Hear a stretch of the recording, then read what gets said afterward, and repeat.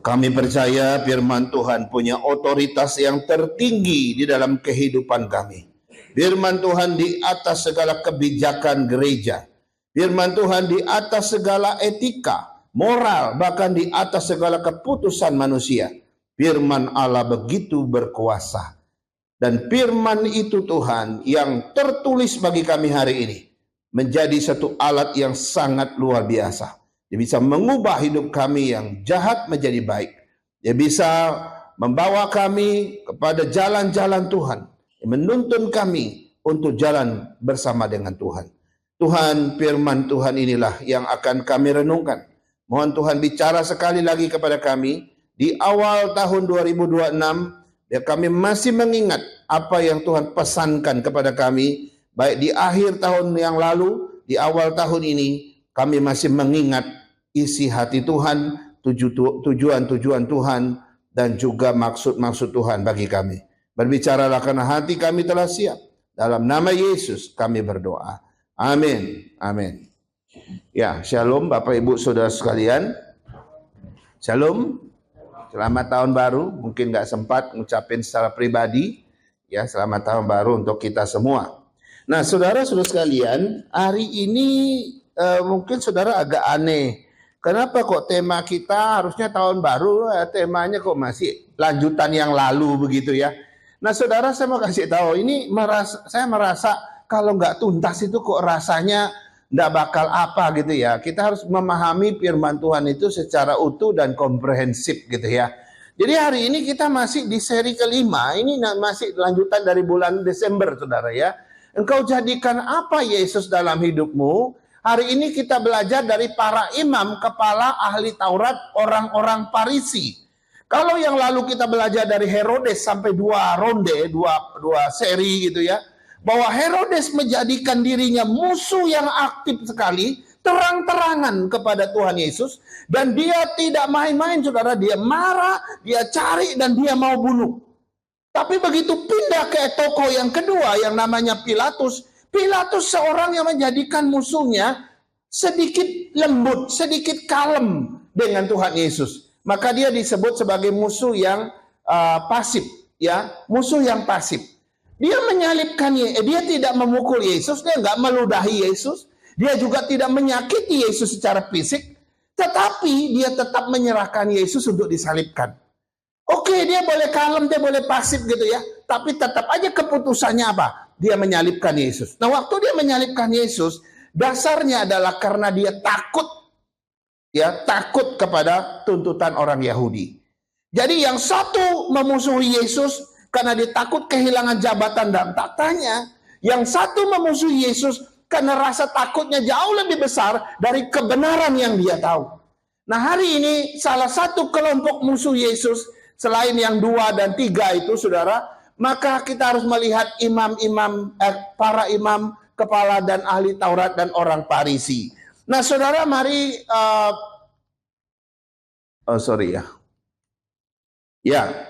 kita melihat bagian ini saudara. Mereka adalah orang-orang yang melihat Yesus juga nggak jauh berbeda dengan Herodes, tidak jauh berbeda dengan Pilatus. Bahwa orang-orang Yahudi ini saudara, mereka lihat Yesus itu sebagai tokoh agama saja, ya kan? Mereka melihat Yesus itu sebagai guru saja gitu ya, sebagai tokoh sejarah atau mungkin seorang pemberontak begitu ya. Nah, intinya saudara, mereka menolak. Nah, mereka menolak kenapa? Karena mereka merasa Yesus itu mengancam sistem agama mereka. Ya, mereka merasa Yesus itu akan membongkar kemunafikan mereka. Mereka merasa Yesus itu mengoreksi penafsiran-penafsiran mereka terhadap Taurat. Ini yang gak disukai oleh para imam kepala ini saudara. Mereka juga merasa marah kepada Yesus karena Yesus mengklaim dia memiliki otoritas ilahi. Nah, kamu ini siapa kok ngomong-ngomong kamu adalah Tuhan gitu ya. Dan mereka dia juga marah karena Yesus menawarkan keselamatan anugerah kepada mereka. Yang mereka tahu ajaran dan doktrin mereka hanya Tuhan yang bisa selamatkan. Kok kamu ngomong keselamatan gimana bisa begitu ya? Jadi ini yang membuat pertentangan oleh para imam kepala dengan ahli Taurat dan juga orang-orang Farisi ini saudara. Nah, Sekarang pertanyaannya, bagaimana mereka memperlakukan Yesus? Saudara, ada 4 saja, saya tidak akan lama, paling 20 menit ya, atau 20 menit lebih. Karena kita ada perjamuan dan masih ada kesaksian ya, kita akan mendengarkan kesaksian yang luar biasa. Saudara, yang pertama yang mereka lakukan adalah mereka iri hati ternyata terhadap Yesus. Mereka dengki terhadap Yesus, saudara. Ini para imam kepala, ahli Taurat, orang Farisi. Mereka marah, mereka benci gitu ya. Markus 15 ayat 10 berkata begini. Ia memang mengetahui bahwa imam-imam kepala telah menyerahkan Yesus karena dengki. Tuh, ada keterangannya. Mereka menyerahkan Yesus untuk disalibkan, menuntut Yesus untuk disalibkan, itu karena kebencian yang ada di hati mereka. Itu karena kedengkian yang ada di dalam hati mereka. Sehingga mereka merasa nggak bisa terima Yesus. Pokoknya Yesus ini musuh karena ada rasa kedengkian itu. Dengki artinya apa? Iri hati, saudara. Atau perasaan tidak senang melihat orang lain berhasil daripada dirinya. Pernah lihat orang yang kayak gini? Waktu tetangga berhasil, dianya yang sakit kepala nggak bisa tidur. Gitu ya. Ya waktu tetangganya jatuh gitu ya, bangkrut gitu ya, dianya seneng gitu ya. Ada orang kan kayak begitu ya, dengki-dengkian gitu ya, iri hati gitu ya. Jadi waktu tetangga beli apa, wah dia rasa marah-marah gitu, dia emosi gitu ya. Kenapa? Karena dia lagi dengki gitu ya. Nah, ada 3 penyebab orang iri hati terhadap Yesus. Ya, mereka iri hati kepada Kristus atau dengki kepada Kristus. Mereka melihat otoritas Kristus itu melebihi mereka. Mereka lihat otoritas Kristus, oke, memang orang ini kayaknya penyesat gitu ya. Orang ini kelihatannya pemberontak. Tapi mereka memperhatikan otoritas yang Yesus ucapkan dalam kehidupan dia, dalam pelayanan dia, itu melampaui otoritas mereka. Nah, ini yang mereka suka, saudara. Mereka nggak suka. Yang kedua, tambah lagi, mereka melihat rakyat lebih mendengar Yesus daripada mereka. Di mana-mana Yesus pergi, di situ orang banyak datang berduyun-duyun. Di mana Yesus mengajar, ada banyak orang terkesima. Lalu merekanya cuma memantau dari jauh gitu ya. Jadi mereka melihat Yesus itu lebih populer. Mereka nggak suka. Dan yang ketiga yang buat mereka nggak suka adalah mereka lihat mujizat Yesus, ya, yang Yesus kerjakan bukan saja menambah popularitas Yesus, menyatakan Yesus adalah Tuhan, tetapi secara tidak langsung mujizat yang Yesus lakukan itu memperlihatkan kekosongan yang ada pada mereka. Waktu Yesus membangkitkan orang mati, menyembuhkan orang buta, orang lumpuh berjalan, orang sakit disembuhkan, mereka merasa kita nggak pernah buat itu ya, kita nggak sanggup buat itu ya, kok dia bisa ya? Tambah iri, tambah benci mereka. Jadi nggak ada orang yang sebenci mereka sepanjang zaman. Ini benar-benar benci, saudara. Bukan benar-benar cinta ya. Benci itu ada suka orang pelesetkan benar-benar cinta. Bukan. Ini dengki beneran, saudara ya. Nah, ada nggak orang seperti ini zaman kita, saudara? Ada nggak orang seperti ini yang benci kepada, yang merasa dengki begitu ya? Saudara, ada banyak orang benci. Tadi saya udah jelaskan ya. Waktu bisnis seseorang lebih baik dari kita benci, kita dengki gitu ya. Waktu pelayanannya lebih maju dari kita, wah kita rasanya nggak ada apa-apanya, kita jadi jengkel gitu ya, benci gitu ya. Ada orang begitu. Iri hati secara rohani itu ada. Nggak cuma secara sekuler, tetapi secara rohani. Ada banyak kebencian di dalam gereja itu bisa terjadi, saudara ya. Nah, kita mesti hati-hati di sini, saudara. Jangan sampai rasa dengki, benci, ya apalagi itu diarahkan kepada Tuhan kita. Diarahkan kepada gereja Tuhan kita. Kepada orang-orang yang melayani Tuhan. Kepada umat pilihan Tuhan. Dalam konteks pelayanan, saudara, ada juga orang yang jengkel, ada juga orang yang benci melihat segala sesuatu gitu ya. Yang merasa reputasi mungkin tidak seperti orang lain. Dan menariknya, saudara, ada orang melihat pelayanan itu yaitu sebagai reputasi. Tahu ya maksudnya reputasi? Wah, ini pelayanan saya urus baik-baik, bab ini jadi reputasi saya. Orang kalau jadikan pelayanan sebagai reputasi, suatu saat dia akan kecewa. Kenapa? Karena dia merasa kok saya nggak hebat-hebat seperti orang ya, kok nggak maju-maju ya, kok nggak berkembang ya. Dia langsung orang kecewa, udahlah saya nggak mau gitu ya. Karena merasa pelayanan itu jadi reputasi. Pelayanan bukanlah reputasi. Kalau kita belajar Alkitab, pelayanan hanya untuk kemuliaan Tuhan. Mau sederhana, mau begitu tidak terlihat, mau di pedalaman, mau di kota besar, di gang-gang kecil.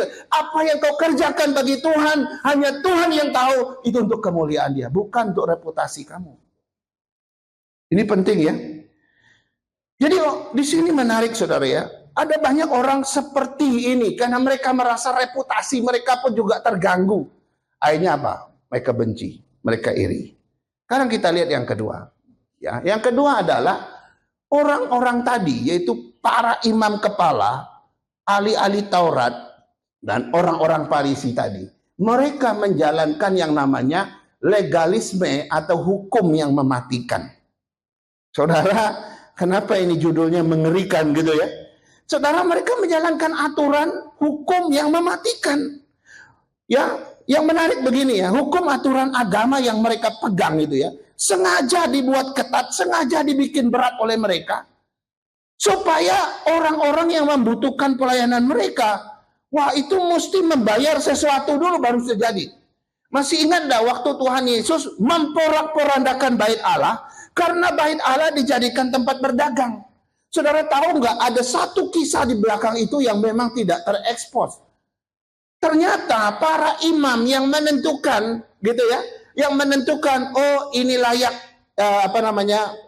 kambing domba ini layak dipersembahkan. Oh ini tidak layak, cacat dikit aja, oh ini nggak bisa.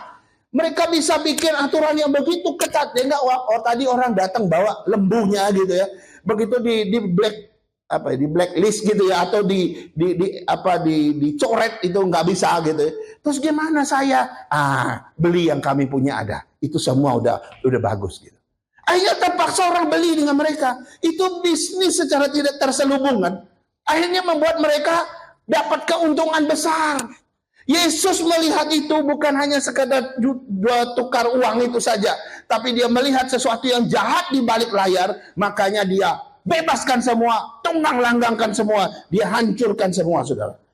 Jadi ini mengerikan, saudara. Mereka sedang menjalankan satu aturan yang legalitas atau hukum yang mematikan. Ya, saudara, mohon maaf ya, jangan salah. Ada juga gereja yang model begini, saudara. Mematikan gitu ya. Bukan membuat orang makin bangkit, tidak, saudara. Tidak ada belas kasihan di situ. Tidak ada cinta kasih di situ, nggak ada pengampunan di situ. Ya, mengerikan kadang-kadang gereja itu kalau sudah mengikuti, apalagi gereja, maaf ya, gereja tua gitu ya, itu mengikuti aturan. Waduh, aturan itu lebih tinggi dari Alkitab jadinya. Sama juga ada yang gereja Katolik gitu ya. Alkitab itu bukan yang teratas. Ya, tradisi gereja apa yang diucapkan oleh romonya atau apa itu yang paling tinggi, saudara. Sehingga Alkitab nggak bisa dibaca.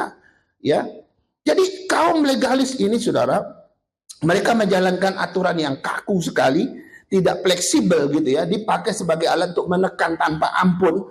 Ini dilakukan oleh kelompok ini, saudara. Nah, Alkitab dipakai bukan untuk memulihkan, tetapi justru menghakimi orang, gitu ya. Firman Tuhan bukannya dipakai untuk menuntun, membimbing orang, tetapi dipakai untuk mendakwa orang. Ini terjadi pada zaman para kelompok ini, saudara, yang membenci Yesus. Jadi ini yang disebut dengan hukum yang mematikan, legalisme yang mematikan, yang pernah mereka jalankan, sehingga ini memusuhi Kristus. Yang ketiga, saudara. Yang ketiga adalah mereka hidup dalam kemunafikan yang religius. Ya, hidup dalam kemunafikan yang religius. Nampaknya religius gitu ya, tapi munafik sebenarnya begitu ya. Kemunafikan yang religius itu artinya bagaimana? Ya di luar kelihatan beragama, di luar kelihatan taat dan setia, padahal di belakang tidak. Kelihatan seperti orang beriman gitu ya, rajin ibadah, rajin gereja dan sebagainya. Tetapi di belakang itu sebetulnya bukan seperti itu. Mereka seringkali seperti Herodes yang pura-pura gitu ya. Tuhan Yesus mengecam ahli Taurat. Tuhan Yesus pernah mengecam mereka. Di dalam Matius 23 ayat 27 saya baca ya, kecaman Tuhan Yesus. Celakalah kamu hai ahli-ahli Taurat dan orang-orang Farisi, Hai kamu orang-orang munafik, sebab kamu sama seperti kuburan yang dilabur putih, yang sebelah luarnya memang bersih tampaknya, tetapi sebelah dalamnya penuh tulang belulang dan berbagai jenis kotoran. Wah, ini pedas sekali ya. Kecaman Tuhan Yesus itu pedas sekali terhadap kelompok ini, saudara. Dia bilang, kamu tuh kayak kuburan loh. Kuburan di luar kelihatan bagus, putih, bersih. Tapi di dalam itu penuh dengan kotoran, tulang belulang dan sebagainya. Saudara, ini dia tujukan kepada yang tadi. Ya. Nah, zaman sekarang, saudara, dengan adanya teknologi, orang makin pintar belajar Alkitab, belajar firman, belajar kebenaran, saudara. Orang gampang sekali belajar firman Tuhan sekarang lewat media sosial atau lewat aplikasi-aplikasi tertentu gitu ya. Nah, pertanyaannya, banyak orang yang muncul ke permukaan hari-hari ini pintar sekali soal firman. Saya pernah ketemu satu bapak juga satu ibu yang lain. Kalau ngomong dengan mereka, wah, mereka bilang, saya tahu firman Tuhan, Pak Pendeta. Dia ngomong apa, benar seperti yang Alkitab katakan. Tapi saya dengar kesaksian dari anak buahnya yang kerja di tokonya. Wah, itu ibu tuh luar biasa. Jahatnya karakternya. Ibu yang biasa, bahasa roh di gereja gitu ya. Seolah-olah tingkat kerohaniannya lebih tinggi dari jemaat biasa. Tapi apa yang terjadi? Kesaksian di lapangan nggak demikian. Ya. Jadi ini namanya apa? Ini yang disebut dengan kemunafikan yang religius. Banyak orang Kristen terjebak di dalam hal ini. Dia ingin belajar firman Tuhan, dia ingin belajar Alkitab, itu nggak salah. Tapi kalau itu cuma isi otakmu saja, pengetahuanmu saja, tapi kau tidak hidup di dalam kebenaran itu, maka itu cuma sebuah kemunafikan yang religius. Harusnya firman Tuhan yang punya kuasa mengubah hati kita. Kau mengubah hati kita, kita akan menjadi orang dewasa. Kita akan menjadi orang yang bisa nerima keadaan apapun. Karena kita tahu apa yang kita paham adalah sebuah kebenaran yang luar biasa. Yang terakhir, mereka menolak identitas Kristus. Saudara, ini pasti ya. Ini yang paling sering kita dengar gitu ya. Orang-orang tadi, para imam kepala, saudara, ahli Taurat dan juga orang Farisi, termasuk sebenarnya masuk orang Saduki, mereka menolak yang namanya identitas Kristus. Identitas Kristus itu apa? Kristus itu adalah Tuhan, dia adalah Allah sendiri, dan dia adalah juru selamat, dia adalah Mesias. Mereka tolak, saudara, ketuhanan dia, kealahan dia, mereka tolak. Ada dua ayat yang mencatat penolakan mereka, saudara. Yohanes 5 ayat 18, saya baca. Sebab itu orang-orang Yahudi lebih berusaha lagi untuk membunuhnya, bukan saja karena ia meniadakan hari Sabat, tetapi juga karena ia mengatakan bahwa Allah adalah Bapaknya sendiri, dan dengan demikian menyamakan dirinya dengan Allah. Wah, mereka makin gak suka karena Yesus menyamakan dirinya dengan Allah. Ayat kedua, Yohanes 10 ayat 33. Jawab orang-orang Yahudi itu, bukan karena suatu pekerjaan baik maka kami mau melempari engkau, melainkan karena engkau menghujat Allah, dan karena engkau sekalipun hanya seorang manusia saja menyamakan dirimu dengan Allah. Sekali lagi diulang di situ.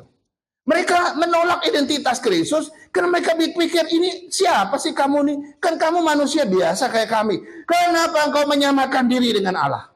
Yang kedua, karena engkau menyamakan diri dengan Allah, engkau menghujat Allah. Ini tuduhan mereka yang kepada Yesus, dan itu serius sekali, saudara. Makanya mereka bilang Yesus itu penyesat. Manusia tidak mungkin jadi Allah, dan Allah juga tidak mungkin jadi manusia. Itu dalam ajaran mereka. Dalam pengertian pemahaman kelompok ini, Allah tidak mungkin jadi manusia.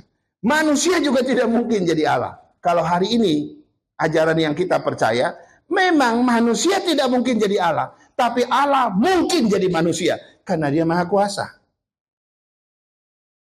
Berbeda ya pemahaman kita dengan kelompok ini. Zaman sekarang ada nggak orang begini? Ada. Ya, mereka melihat Yesus sebagai tokoh sejarah, tokoh agama saja, seorang guru biasa saja, manusia biasa. Bahkan kelompok ini melihat Yesus itu penghujat Tuhan, penista agama, sama kayak zaman sekarang. Orang dikit-dikit ngomong, wah ini kalau tuduhan ini benar ya, mereka bilang kamu menghujat Allah. Sebenarnya mereka sedang mencap Yesus itu menista agama, menista iman mereka, menista nama Allah yang maha tinggi. Mereka nggak suka. Yang namanya penistaan, saudara, itu sesuatu yang mengerikan. Hari ini kalau kita salah omong, pasti mereka bilang, ini menista agama. Ini kristenisasi. Waduh, nggak enak, saudara. Baik, kita lihat pendapat beberapa orang. John Calvin bilang begini, mereka membenci Kristus bukan karena ia menghancurkan hukum Taurat, tetapi karena ia menyingkapkan kemunafikan mereka yang berlindung di balik Taurat. Coba, Yesus kan datang tidak meniadakan satu iota pun dari yang namanya Taurat. Dia bilang nggak pernah meniadakan Taurat. Tapi mereka seolah-olah melihat dia menghancurkan Taurat. Itu yang orang lihat dari luar. Padahal bukan itu. Dengan Yesus datang, dia sedang menghancurkan kemunafikan mereka yang berlindung di bawah Taurat, di belakang Taurat. Wah, ini yang mengerikan, saudara ya. John Calvin bilang begitu. Yang kedua, Martin Luther. Martin Luther bilang gini, para imam dan ahli Taurat adalah contoh bahwa hukum Allah, bila dipisahkan dari anugerah, itu bisa berubah menjadi alat pembunuhan rohani. Wah, ini mengerikan, saudara ya. Yang namanya hukum Allah, saudara, tidak boleh dipisahkan dari anugerah. Makanya kalau kita lihat salib Yesus yang kita akan memperingati hari ini, Yesus mati. Di salib itu ada dua hal yang bertemu. Ada keadilan Kristus, ada keadilan Allah di sana, dan ada kasih Allah di situ. Maka sering disebut keadilan, perjumpaan keadilan dan kasih. Itu ada di salib. Satu sisi itu keadilan Allah, karena Allah harus menghukum dosa. Yesus harus mati. Tapi sisi yang lain, Allah sedang mengasihi manusia. Sebab dengan matinya Yesus, baru ada anugerah keselamatan buat kita. Sudah semua hukum di dunia ini, kalau dilepaskan dari anugerah, dari kasih karunia, maka itu akan menjadi alat pembunuhan rohani menurut Martin Luther. Mengerikan kan? Saudara, di keluarga juga begitu. Saudara jangan cuma pakai otoritas saja. Saudara boleh pakai otoritas, keadilan, pokoknya anakmu salah, oke, harus dihukum. Memang ada ajarannya. Tapi sisi yang lain, saudara harus mengasihi dia. Dia harus tahu bahwa saudara lembut kepada dia, mencintai dia, dan beranugerah kok sama dia. Sehingga dua ini kalau seimbang, itu bagus sekali, menghasilkan karakter anak yang luar biasa. Saudara, Carson bilang begini, mereka adalah penjaga kitab suci. Jadi kelompok ini, saudara, mereka penjaga Taurat gitu kira-kira ya. Namun gagal melihat dia menjadi pusat dari kitab suci. Masih banyak orang kayak gini ya. Ada orang yang ngerti Taurat, ngerti Alkitab gitu, tapi percaya Yesus enggak. Dia cuma percaya Alkitab yang tertulis, firman yang tertulis. Tapi firman yang hidup enggak gitu ya. Ada orang seperti itu ya. Leon Morris, dia bilang begini, iri hati para imam bukanlah iri hati biasa, melainkan iri rohani, iri hati rohani maksudnya, ketika pengaruh dan otoritas mereka direbut oleh Kristus. Jadi iri hati mereka itu sejenis iri hati tapi bukan yang biasa. Ini iri hati rohani yang lebih tinggi. Kenapa? Karena Kristus merebut otoritas mereka, gitu ya. Kiranya Tuhan menolong, Tuhan memberkati kita dengan renungan yang singkat ini. Dan mari kita siapkan hati kita untuk menerima sakramen perjamuan kudus, saudara. Sebelumnya mari kita berdoa dulu, saya pimpin kita berdoa. Tuhan, terima kasih, kami boleh terus belajar dari firman Tuhan, dari musuh-musuh Kristus. Tuhan, apa yang mereka lakukan bukanlah sebagai contoh bagi kami, tetapi menjadi sebuah peringatan, warning bagi setiap kami. Supaya kami tidak mengikuti jejak-jejak seperti Herodes, Pilatus, ya bahkan seperti Yudas, ya, dan juga seperti para imam, orang Farisi, orang ahli Taurat ini. Kami tahu, ya, di mana kejatuhan mereka, di mana keterjebakan mereka. Biarlah kami tidak akan pernah ikut jejak itu. Kami boleh menjadi orang yang tidak memusuhi Kristus, tapi mengasihinya, mencintainya seperti para Majus. Terima kasih Tuhan. Siapkan hati kami untuk menerima sakramen perjamuan kudus, dan biarlah Tuhan terus mempersekutukan kami di dalamnya. Dalam nama Yesus kami berdoa. Amin. Amin.